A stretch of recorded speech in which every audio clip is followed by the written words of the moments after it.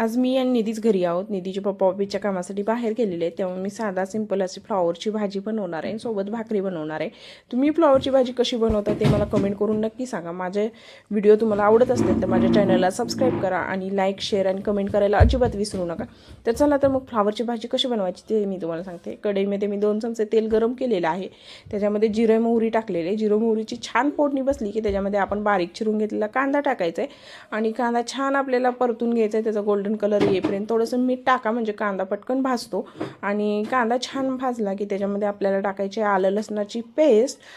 पाहू शकता आलं लसणाची पेस्ट टाकलेली आहे आणि आलं लसणाचा उग्र वास जाईपर्यंत आलं लसणाची पेस्ट आपल्याला कांद्याबरोबर फ्राय करून घ्यायची. ही स्टेप अजिबात विसरू नका.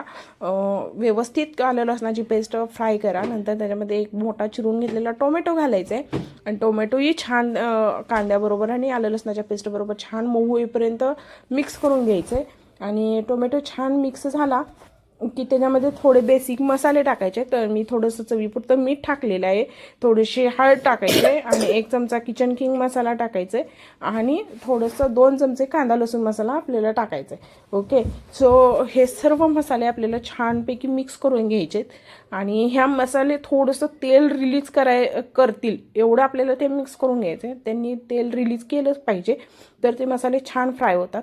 आणि नंतर हे मसाल्यांनी तेल रिलीज केलं की त्याच्यामध्ये आपल्याला टाकायचे आहेत फ्लॉवर, जे मी गरम पाण्याने धुवून घेतलेले आहेत. नक्की फ्लॉवर गरम पाण्याने धुवा, कारण त्याच्यातून जे काही कीटक वगैरे काय असतील तर ते छान निघून जातात आणि फ्लॉवर पण पूर्ण क्लीन होतो, पांढरा शुभ्र होतो. त्यामुळे गरम पाण्यानेच धुवा.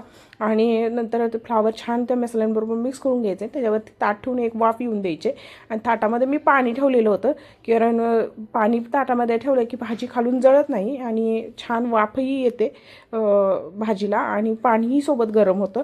आणि पाहू शकता आता तेच गरम पाणी मी ह्या भाजीमध्ये ॲड करणार आहे. पाहू शकता मी तेच गरम पाणी या भाजीमध्ये ॲड केलेलं आहे, त्यामुळे भाजी लवकर शिजण्यास मदतही होते.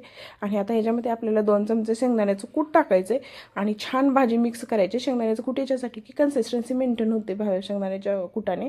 पाहू शकता अशा पद्धतीने आपली भाजी ऑलमोस्ट रेडी झालेली आहे. आणि तुम्ही पाहू शकता ही भाजी अशी ऑलमोस्ट रेडी झालेली आहे. मी थोडं एक फ्लॉवर दाबून बघितलं तर तो पटकन तुटला आहे, म्हणजे भाजी आपली शिजलेली आहे. आता ह्या स्टेजला आपल्याला त्याच्यामध्ये थोडीशी कोथिंबीर टाकायची आणि ही भाजी अशा पद्धतीने छान तयार होते. चवीला उत्कृष्ट लागते भाकरीबरोबर, तर खूप छान लागते. तुम्ही नक्की करून पहा आणि मला कशी